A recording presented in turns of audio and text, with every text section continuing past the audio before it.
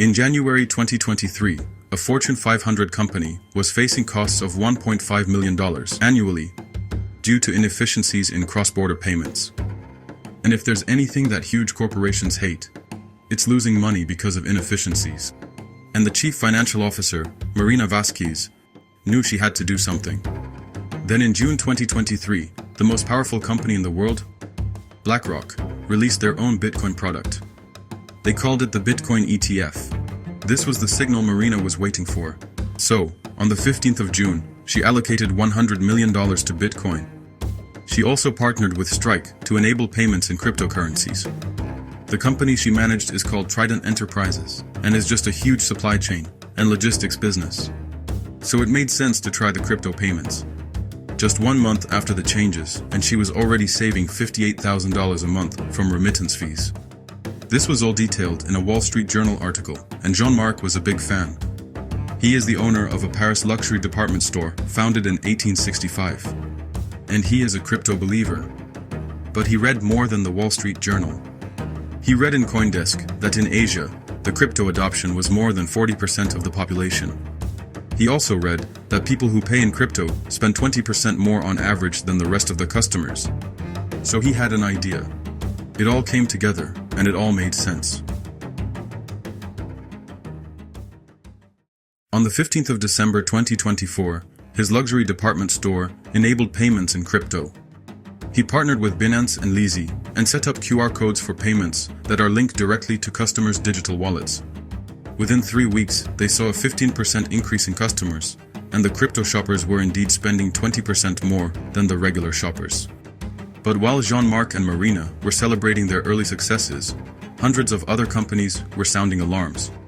I mean, investing $100 million in Bitcoin? Really? It can easily be worth half of that within 6 months or so. The CEO of JP Morgan Chase described Bitcoin as a decentralized Ponzi scheme. He also said that it is the preferred currency for sex traffickers, money launderers, and ransomware operators. For decades, Bitcoin was seen as a tool for criminals. So companies didn't want to touch it. But everything is different now. Just picture this. The largest company in the world, along with dozens of other hedge funds and countless smaller businesses, have invested in it and are using it for payments. Are they all criminals? Or just really smart investors? It's January 2025. On your way to work, you go to pick the regular cup of latte, but you notice something. A little purple sign saying, "We now accept crypto," and several coin logos that you recognize. You're following the news, you know about crypto, and it just makes sense. You pay for the coffee, call a cab, and text your friend that you're on your way. But you get distracted. On the radio, you hear two experts discussing Bitcoin passing the $100,000 mark. You ask the driver to turn it up, and you listen throughout the whole ride about all these companies and businesses adopting it for payments, and even giant corporations like BlackRock investing billions in it. But the driver comments every now and then. Bitcoin has no intrinsic value, he says. It's used primarily for illicit activities. Oh, and I hear that it's unregulated. But as he comments, you hear the experts mention that countries worldwide are implementing frameworks to govern Bitcoin's use. They mention the US SEC's oversight of ETFs and Europe's MiCA regulations. So you start wondering. Regular people are still in the dark about these cryptocurrencies. But huge corporations are investing billions. Governments are implementing regulations. And even small businesses are now accepting payments. Where is this all going? Should I get a digital wallet and invest a couple hundred in it? Should I start shopping with crypto? Should I dig deeper into this?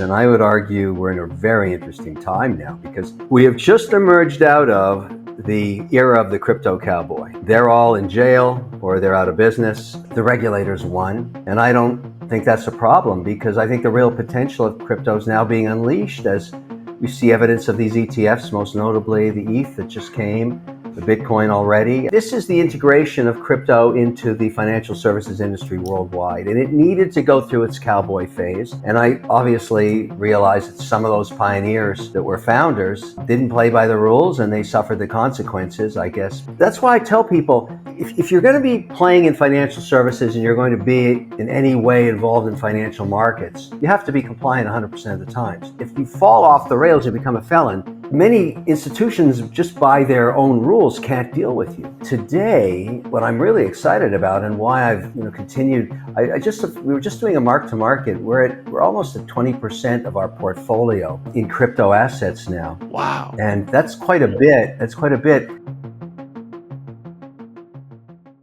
By 2030, Bitcoin is projected to reach valuations between $200,000 and $500,000.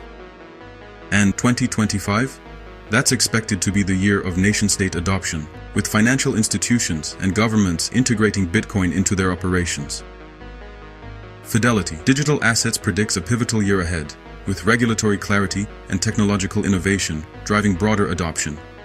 More and more shops will accept crypto payments, and more companies will hold their money in these currencies. Bitcoin is no longer just a sketchy investment, it's a tool. A way to save money, avoid large fees, and fight inflation. Whether you're a Fortune 500 CFO, a Parisian luxury retailer, or a regular person, the message is clear.